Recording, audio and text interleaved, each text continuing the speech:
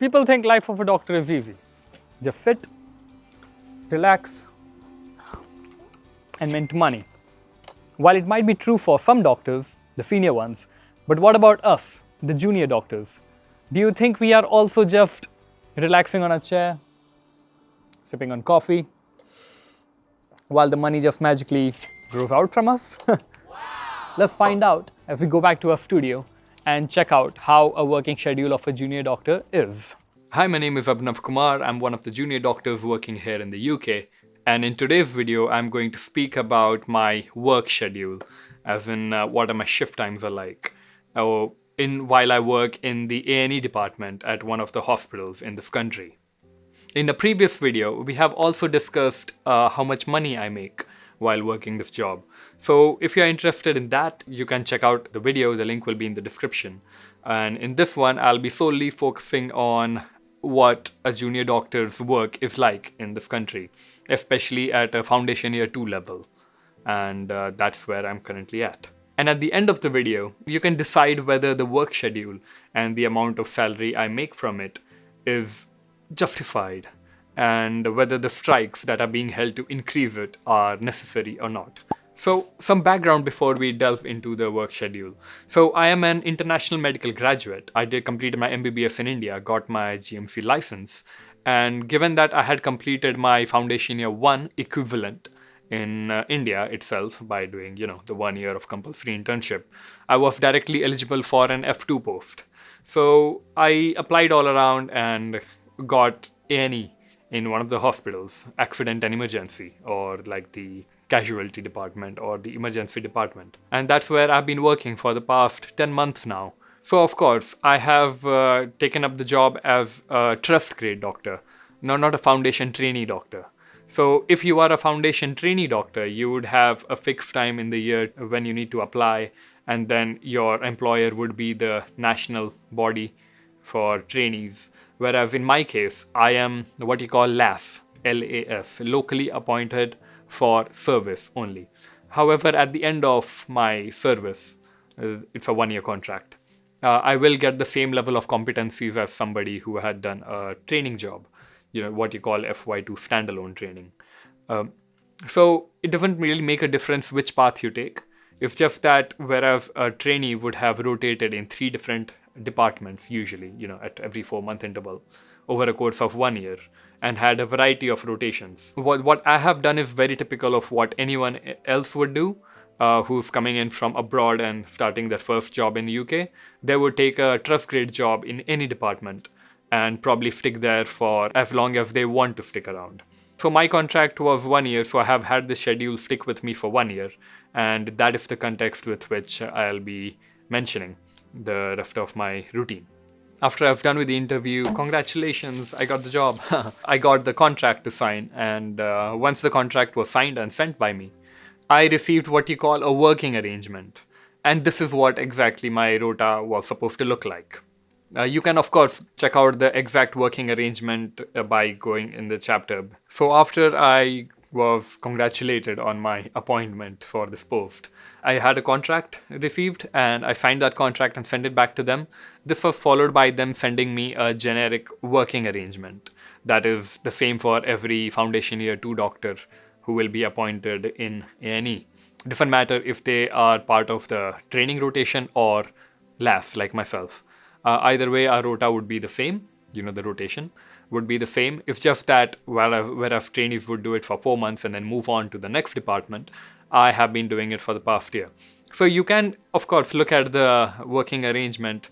I have put a link in the progress bar below.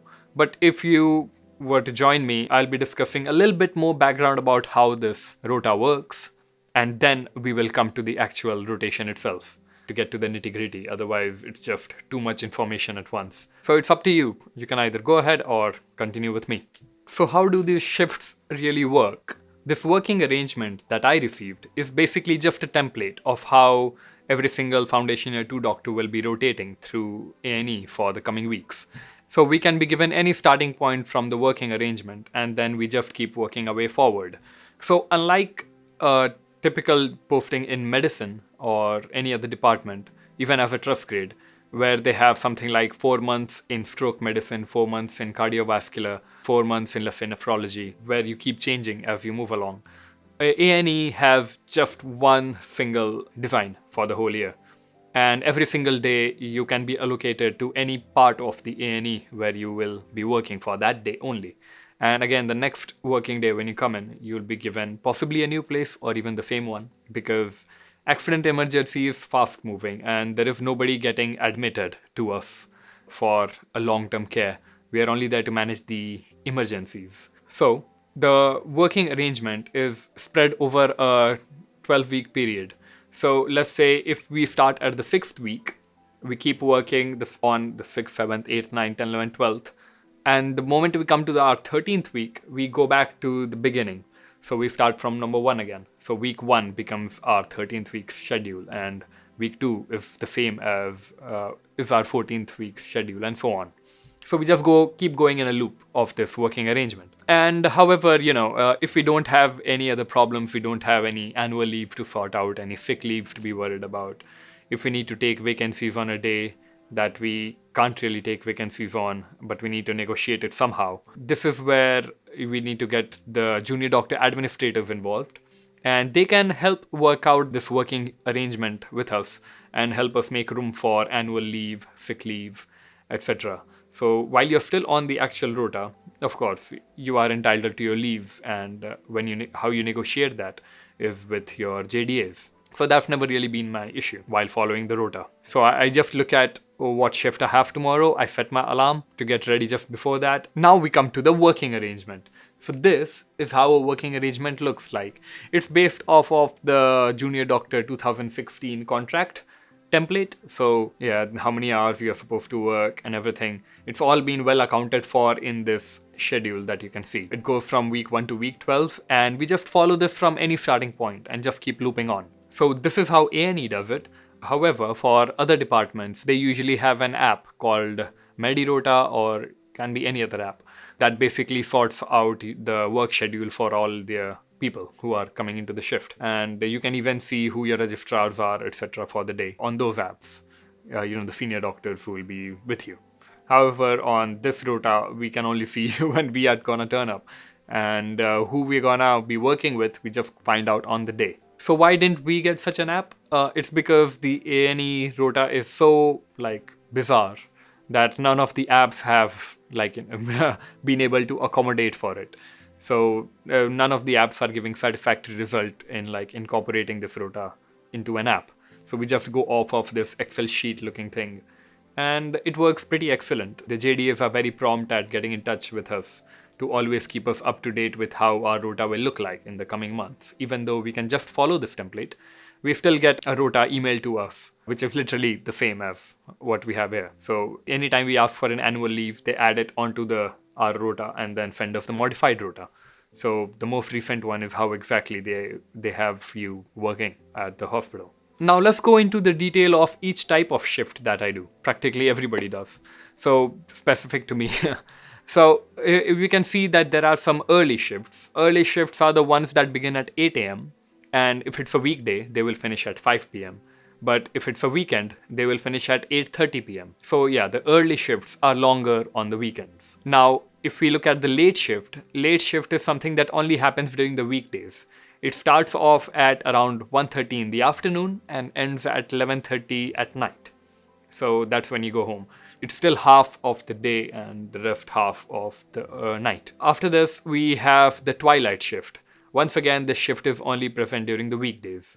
For a twilight shift, it starts off at 5 p.m. and ends at 2 a.m. Yeah. So the shift magically ends at 2 a.m. and that's when they expect you to go home. And why is that? It's probably because of patient cover and high patient demand. So anyway, we'll come to that. So yeah, A&E is one of the unique departments with this odd 5 p.m. to 2 a.m. shift. After this, we have the night team coming in. If it's a weekend, they will be coming in at around 8 p.m. and then they stay over till next morning, 8:30 a.m. when the morning team will arrive. However, if it is a weekday, then the night team comes at 10:30 p.m. and again they stay till 8:30 a.m. when the morning team arrives. So what is this in-depth science governing the design of this rota? So it is roughly based on the patient flow trends to the A&E, and also at the same time making sure that we are not overworking our doctors and yet having enough doctor cover for the patients. So whenever there is a greater number of patient inflow into the A&E, we have, on a rough estimate, a more number of doctors. And once the patient inflow tapers off, that's when we have a less number of doctors. And that kind of explains why this 5 p.m. to 2 a.m. shift exists. Because on a weekday, the 8 a.m. doctors will leave at 5 p.m., a normal shift.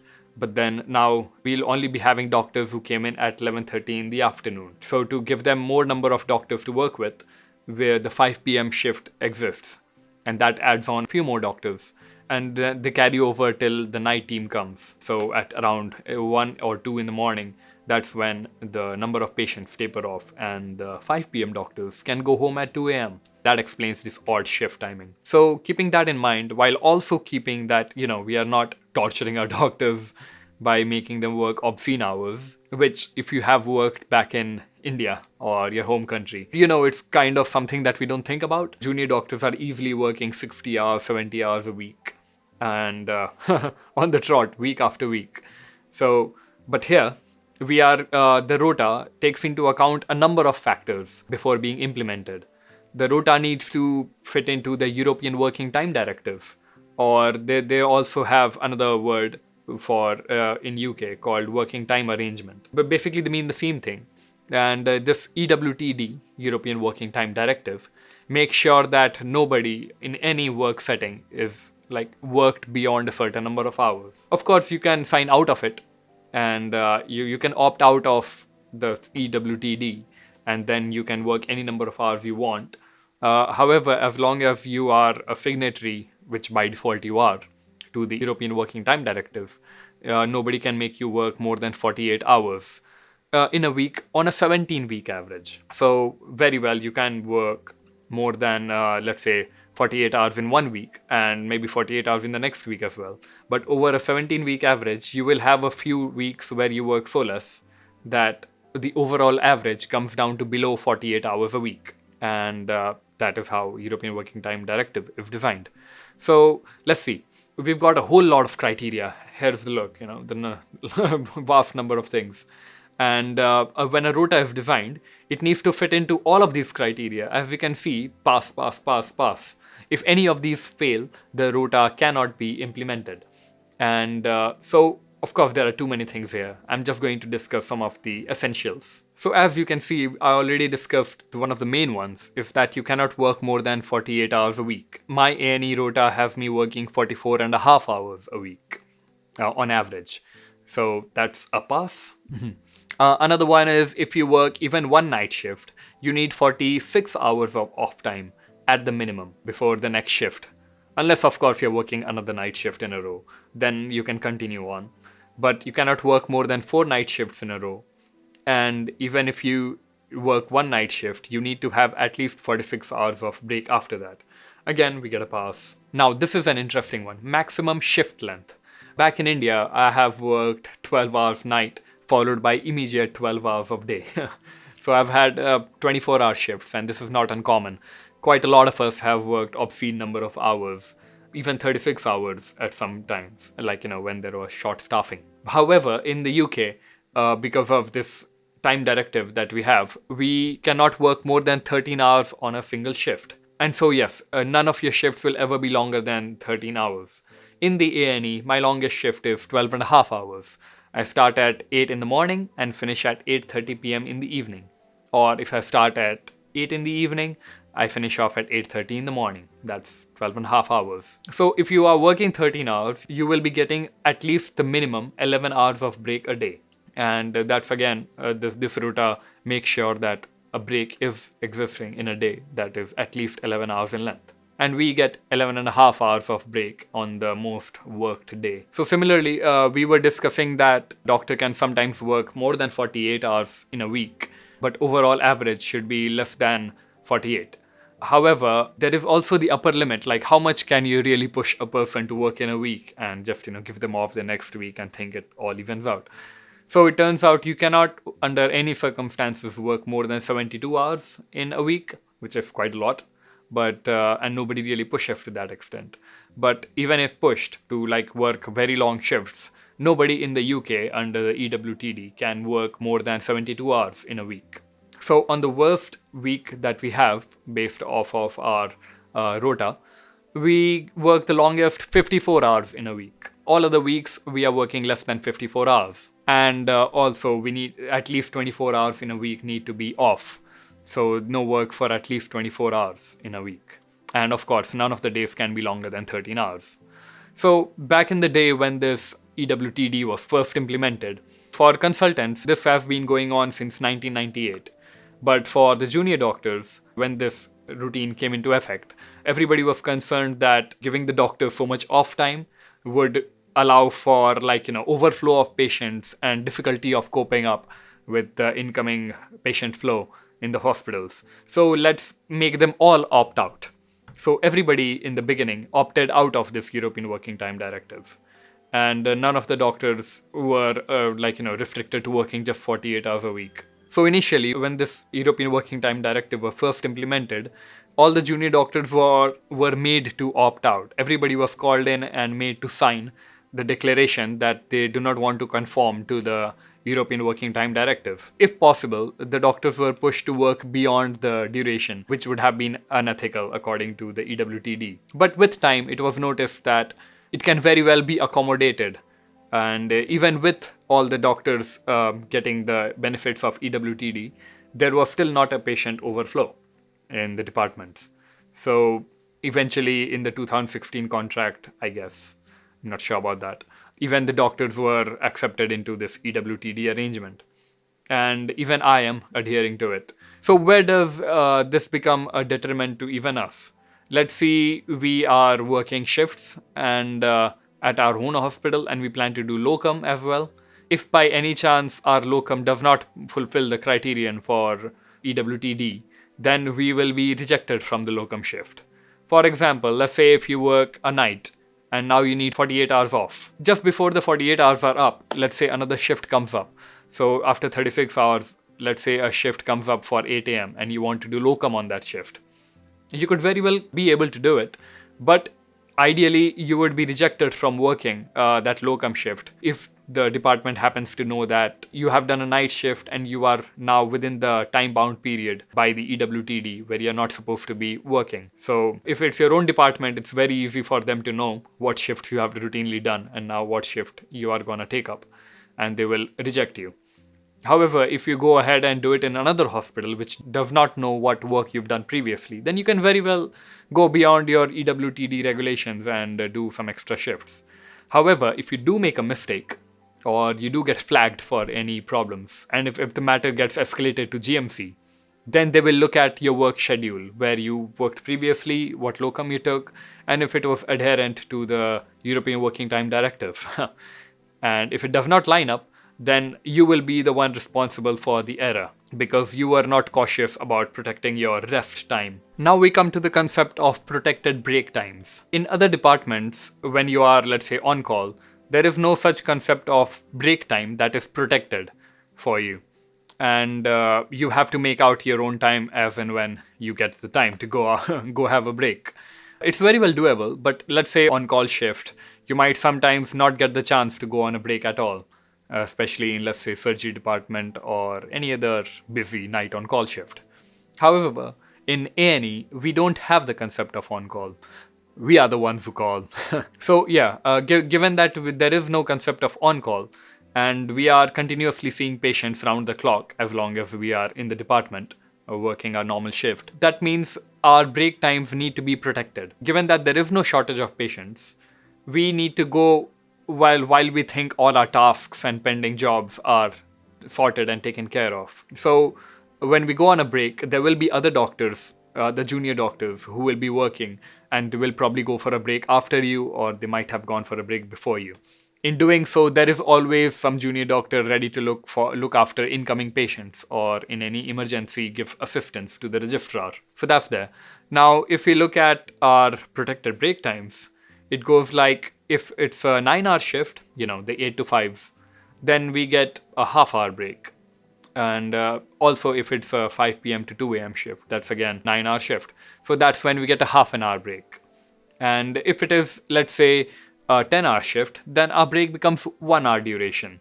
That is the afternoon shift, when we come in at 1:30 in the afternoon and stay till 11:30 p.m. That is the late shift, and that's when we get a 1 hour break. We can take it as 2 half-hour breaks, but then the breaks don't feel real. It feels like 5 minutes to leave the department, 5 minutes to come back, 5 minutes to order food, heat it up. We get just 15 minutes to eat, no fun. So people tend to take a single 1 hour break in a go. And also we have the longer shift, the ones that go for 12 and a half hours. That's when we get 1.5 hour break. We can take it all in one go, or we can take it in 2 45-minute installments. And practically we are allowed to take the break anytime that we want, of course, pre-planned.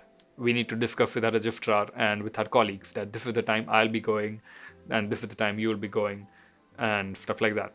So as long as we have that planned, nobody can stop us from taking the break, as long as, of course, you don't have any pending patient tasks to sort out. Now coming to the topic of leaves. Leaves.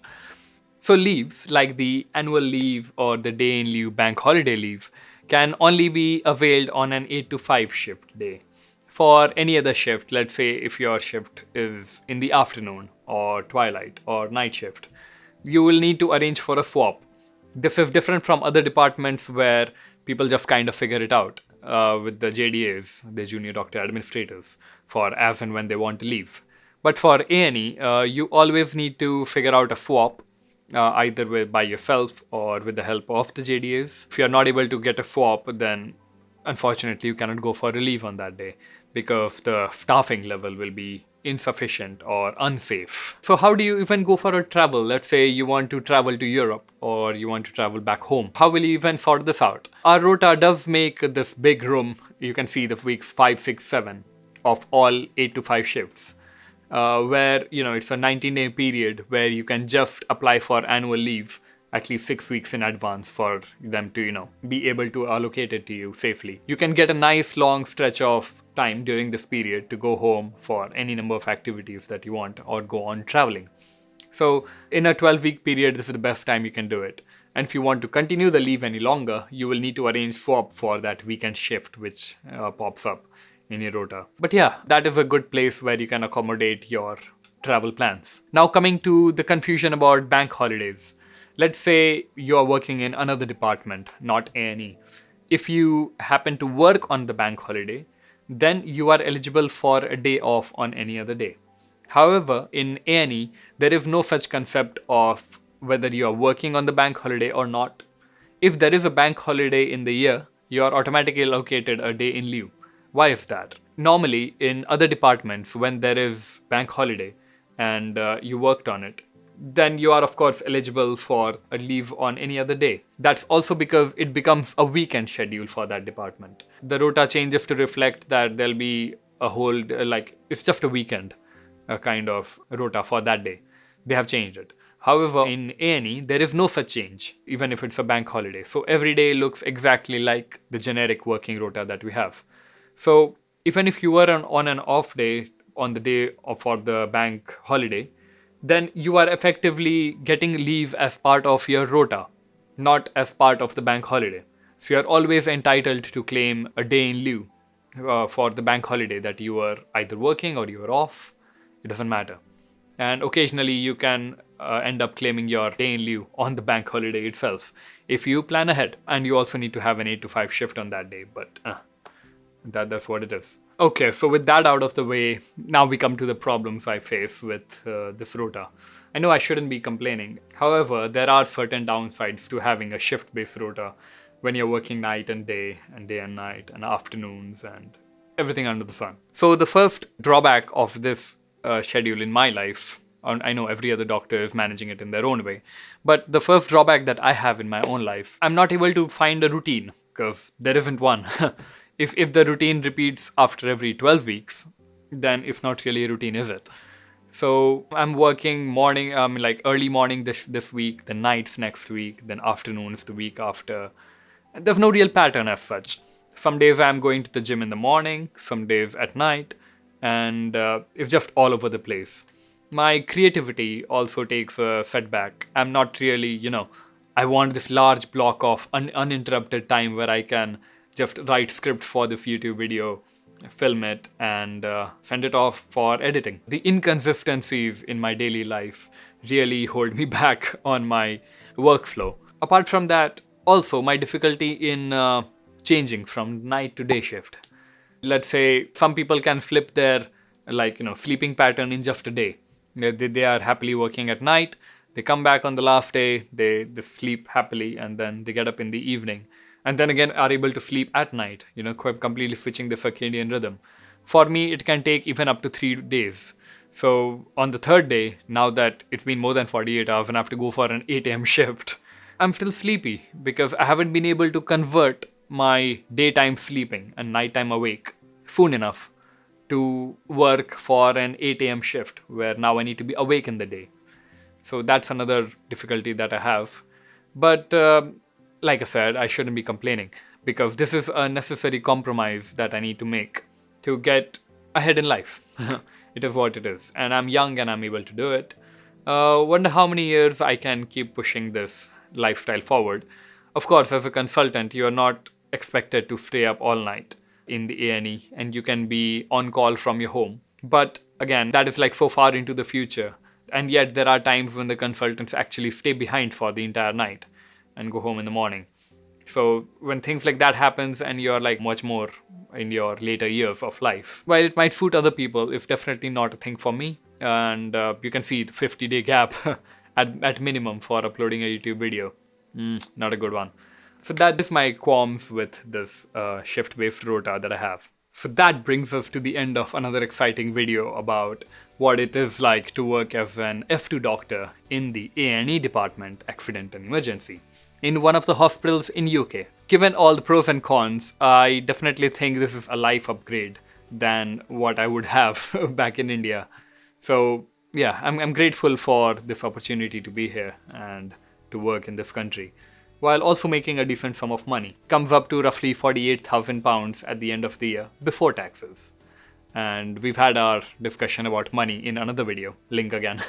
So if you'd like to watch how I came into this country, then this is the video for you. My entire journey from working in India as a junior doctor, all the way to coming to UK and working as a junior doctor here. That's in this one. If you just want to check out any other video that I have, the best recommended video would be displayed this side. So you can check that out. If you haven't seen my video, like all the videos that I spoke of along the way, all of them are mentioned on my channel. There's a playlist as well. And okay, so enough talk. I'm tired. So are you. Cool. Take care. Bye.